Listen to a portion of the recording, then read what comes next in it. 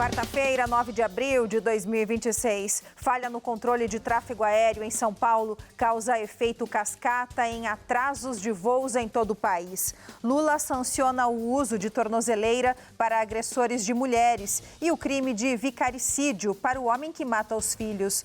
Ministro Flávio Dino, do STF, pede vista em julgamento sobre eleições no Rio de Janeiro. Preço da cesta básica sobe em todas as capitais do país em março. Ministra Carmen Lúcia antecipa a saída do STE e marca a eleição de Nunes Marques para a semana que vem. Presidente do Irã diz que ataques israelenses ao Líbano tornam negociações de paz sem sentido. FMI alerta que guerra no Oriente Médio vai reduzir crescimento econômico mundial. Cães idosos mudam o comportamento e pedem mais atenção aos tutores. Sinais podem indicar necessidades importantes nessa fase da vida. Essas e outras notícias agora no CNT Jornal.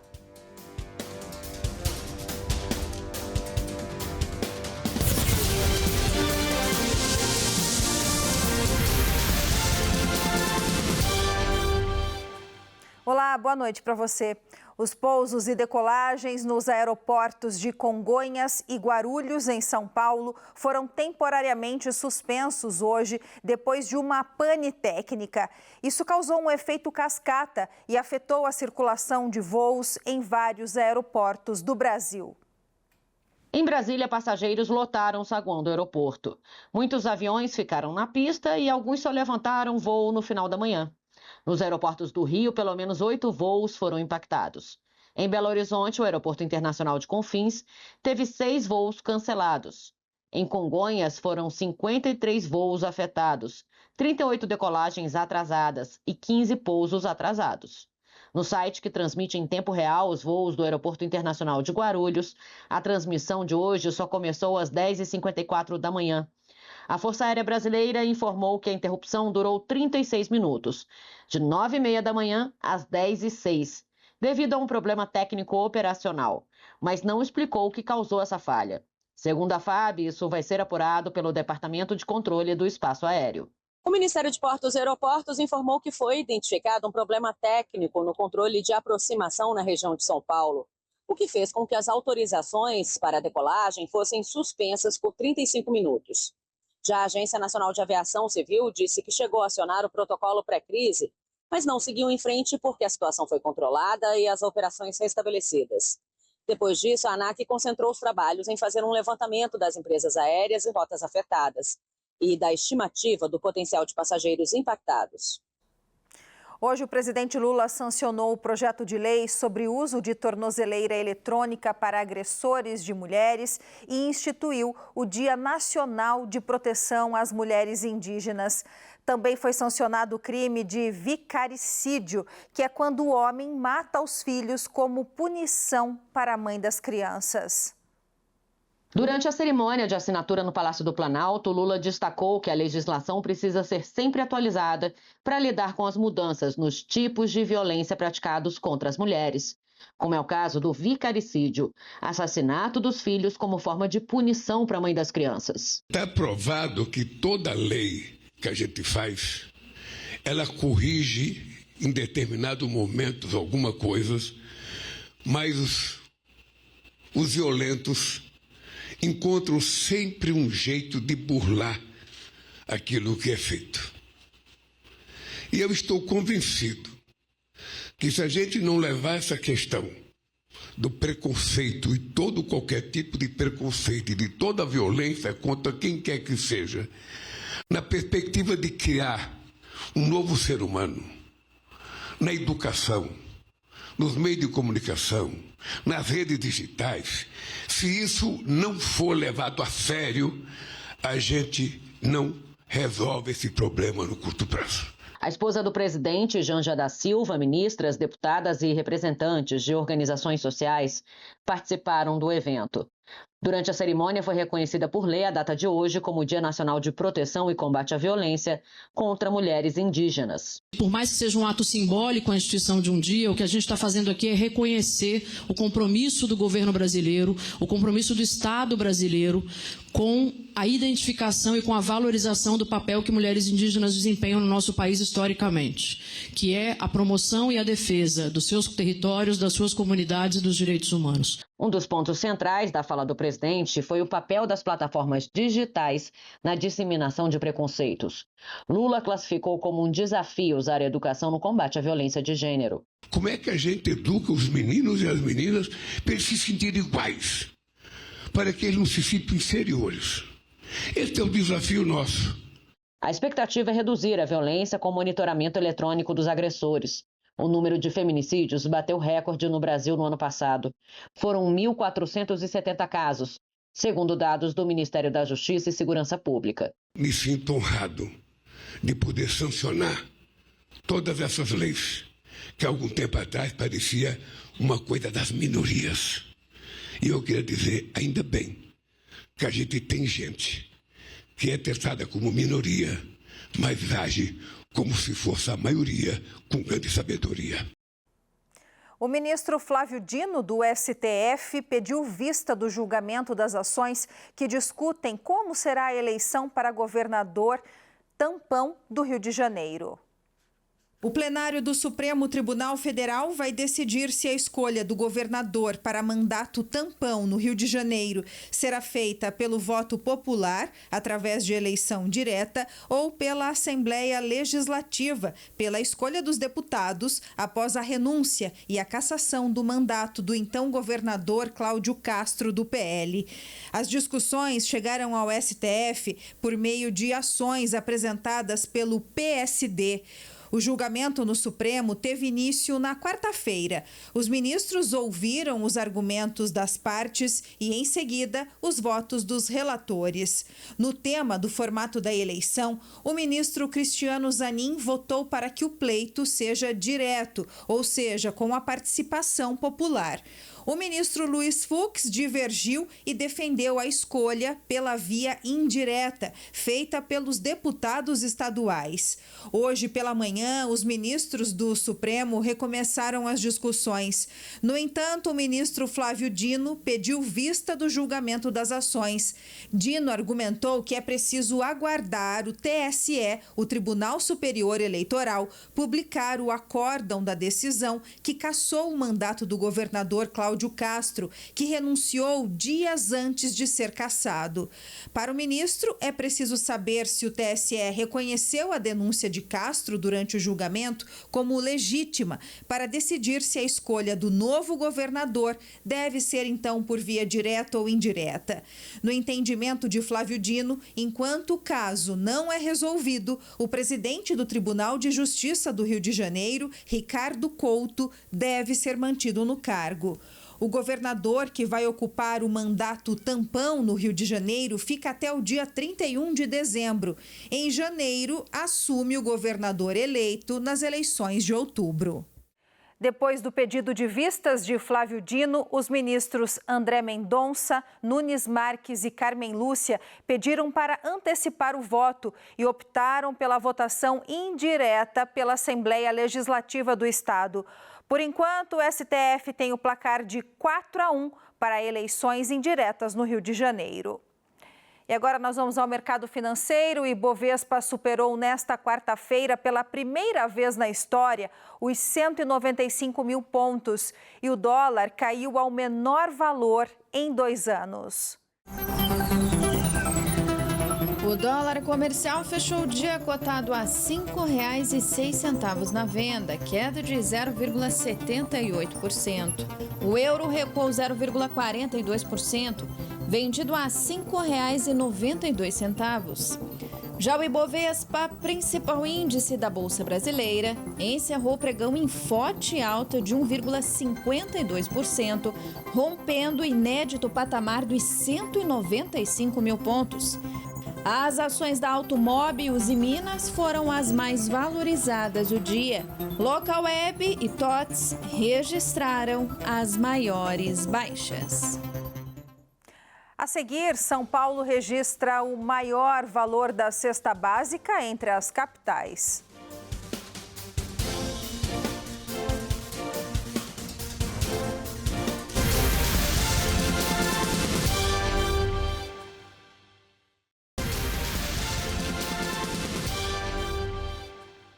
Em março, a cesta básica ficou mais cara em todas as capitais brasileiras e também no Distrito Federal. Os dados foram divulgados nesta semana pelo Diese. O custo da cesta básica voltou a pesar no bolso do brasileiro. Em março, os preços dos alimentos essenciais subiram em todas as capitais do país e também no Distrito Federal. Os dados são do Departamento Intersindical de Estatística e Estudos Socioeconômicos, o Diese. Ao todo, a alta foi registrada na maioria das cidades pesquisadas, refletindo o impacto direto da inflação sobre itens básicos como arroz, feijão, carne e leite. Entre os responsáveis pelo aumento estão produtos tradicionais da mesa do brasileiro, como o café, o tomate e a carne bovina. A capital paulista segue com a cesta básica mais cara do Brasil, quase R$ 900. Em seguida aparecem Rio de Janeiro, Cuiabá, no Mato Grosso, e Florianópolis, em Santa Catarina, custando R$ 824,35. No norte e nordeste do país, onde a composição da cesta é diferente, os menores valores médios foram registrados em Aracaju, em Sergipe, quase R$ 600.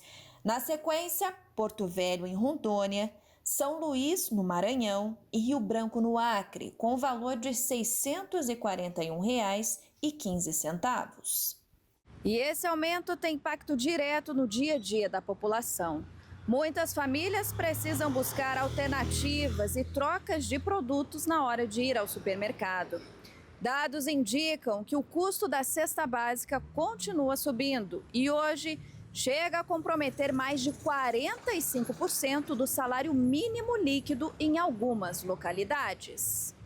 De acordo com o Diese, o avanço no preço dos alimentos pressiona principalmente as famílias de baixa renda, que destinam uma parcela significativa do orçamento mensal para alimentação. O cenário também revela a diferença entre o salário mínimo e o valor necessário para cobrir despesas básicas. Pelos cálculos da instituição de pesquisa, o salário mínimo ideal deveria ser 4 vezes maior do que o vigente hoje. Além disso, fatores como oferta reduzida de alimentos, condições climáticas e o aumento das exportações ajudam a explicar a alta nos preços. Nesta sexta-feira, previsão de sol entre nuvens e instabilidades nas regiões sul e sudeste do Brasil. No sul do país, o dia deve ser de sol entre nuvens, com períodos de céu mais aberto, mas sem descartar o aumento da nebulosidade ao longo do dia. Curitiba, mínima de 15, máxima de 23. Itajaí, mínima de 19, máxima de 24 graus. Em contrapartida, na região sudeste, instabilidades marcam a sexta-feira, com previsão de sol, nuvem e chuva. Santos, mínima de 21, máxima de 24. Belo Horizonte, mínima de 17, máxima de 28 graus. A ministra Carmen Lúcia anunciou hoje que vai antecipar a saída da presidência do Tribunal Superior Eleitoral. Ela marcou para a próxima semana, dia 14 de abril, a eleição do sucessor, o ministro Cássio Nunes Marques. Eu teria até o dia 3 de junho, portanto, deste ano de 2026, para honrosamente continuar presidente deste Tribunal Superior Eleitoral, e ao ministro Cássio Nunes Marques, sucessor natural da cadeira, e juntamente com o ministro André Mendonça, como vice-presidente também natural, sobraria um pouco mais de 100 dias para o desempenho na direção das eleições até 4 de outubro de 2026. Pela minha parte, que não me apego a cargos, tenho um enorme trabalho também a realizar no Supremo Tribunal Federal, e na acumulação de 2 cargos, especialmente nas funções inerentes à presidência, tendo presidido eleições em 2024, que nós entregamos ao país com absoluta tranquilidade e segurança para a sociedade brasileira, há sempre esse tempo dividido entre os 2 gabinetes, o que dificulta o desempenho em um deles. Por isso eu decidi que, ao invés de deixar para o último dia de mandato, 3 de junho, a sucessão na presidência deste Tribunal Superior Eleitoral, iniciar o procedimento para a eleição dos novos dirigentes da Casa e o processo de transição para equilíbrio e calma na passagem das funções aos que dirigirão a Justiça Eleitoral Brasileira e conduzirão o processo de outubro de 2026. Com essa decisão, eu posso voltar integralmente às minhas funções no Supremo Tribunal Federal, com a certeza de que os ministros garantirão de forma republicana e democrática as eleições de 2026. E por isso eu estou marcando para a próxima terça-feira, dia 14, a eleição para os cargos de presidente e de vice-presidente deste Tribunal Superior Eleitoral. Depois, nós, juntamente com o ministro Cássio Nunes Marques e o ministro André, marcaremos o início efetivo da transição e, posteriormente, provavelmente já para o próximo mês, como iria acontecer, a data da posse dos eleitos. E você vai ver a seguir, locais sagrados de Jerusalém voltam a abrir depois de 40 dias. E Paquistão reforça a segurança para negociações de paz entre Estados Unidos e Irã.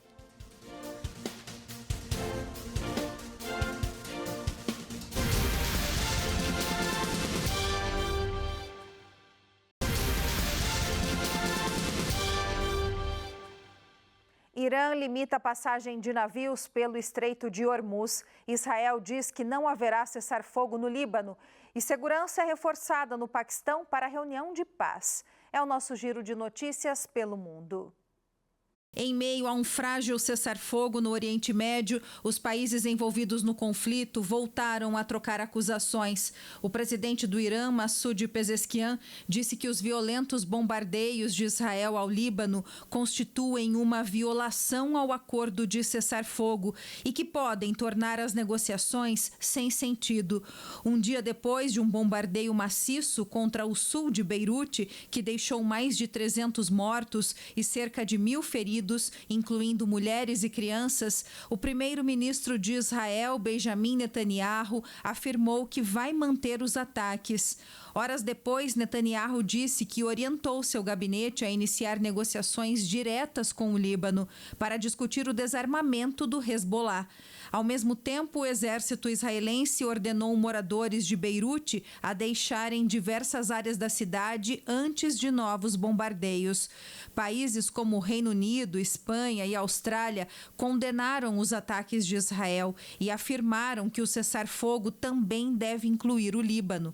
A chefe da diplomacia europeia, Kaja Kallas, disse que o Hezbollah arrastou o Líbano para a guerra, mas o direito de Israel de se defender não justifica causar tamanha destruição. Ela também defendeu que a trégua com o Irã se estenda ao Líbano. Em Jerusalém, a polícia israelense autorizou a reabertura de lugares sagrados que estavam fechados desde o início da guerra. Fiéis e turistas puderam visitar novamente o Muro das Lamentações, a mesquita de Al-Aqsa e a Igreja do Santo Sepulcro. Milhares de iranianos saíram hoje às ruas em Teherã para a cerimônia que encerrou os 40 dias de luto pela morte do antigo líder supremo, o Ayatollah Ali Khamenei. O governo iraniano informou hoje que, de acordo com os termos do atual acordo de cessar-fogo, vai permitir, no máximo, a passagem de 15 navios por dia pelo Estreito de Hormuz. Com tantas indefinições, o preço do petróleo, que havia caído ontem, depois do anúncio do cessar-fogo, voltou a subir nesta quinta-feira cerca de 4%, beirando os $100 por barril. Hoje, a diretora-geral do FMI, Kristalina Georgieva, disse que o fundo vai rever para baixo a previsão de crescimento econômico mundial por causa da guerra no Oriente Médio. Segundo ela, mesmo um cenário otimista com a manutenção da trégua resultará em um crescimento mais lento do que o esperado antes, com preços mais altos e inflação. Nesta quinta-feira, autoridades do Paquistão isolaram uma área de 3 quilômetros em torno do hotel na capital, Islamabad, que sediará as negociações de paz entre Estados Unidos e Irã. As primeiras conversas formais estão previstas para acontecer no sábado. O enriquecimento de urânio por parte do Irã e o acesso ao Estreito de Hormuz devem dominar as discussões. Em publicação nas redes sociais, o presidente Donald Trump disse que os Estados Unidos vão manter todos os navios, aeronaves e militares em seus postos na região, até que o Irã cumpra integralmente o verdadeiro acordo. O tempo segue instável em boa parte do norte, nordeste e também centro-oeste do país, com chuvas passageiras. Apesar do tempo abafado, o céu permanece fechado ao longo do dia no Amazonas e Tocantins, com chuvas passageiras. Já no Pará, o sol aparece, mas a chuva chega de forma mais rápida e isolada. Manaus, mínima de 24, máxima de 28. Palmas, mínima de 22, máxima de 27 graus. Em Pernambuco, Ceará e Bahia, o dia será de sol com aumento de nuvens e chuva passageira. Recife, mínima de 25, máxima de 31. Fortaleza, mínima de 24, máxima de 29 graus. Na região centro-oeste, a instabilidade é maior, com previsão de sol e pancadas de chuva acompanhadas de trovoadas. Cuiabá, mínima de 24, máxima de 31. Brasília, mínima de 18, máxima de 28 graus. A seguir, menos disposição, alterações no sono e até desorientação. Entenda como cuidar melhor dos pets na terceira idade.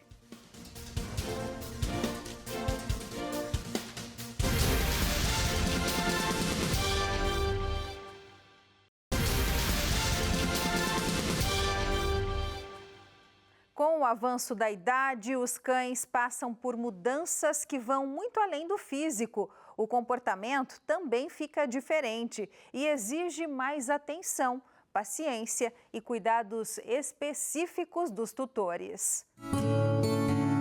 O tempo passa para todos e para os cães ele chega com sinais que nem sempre são fáceis de entender.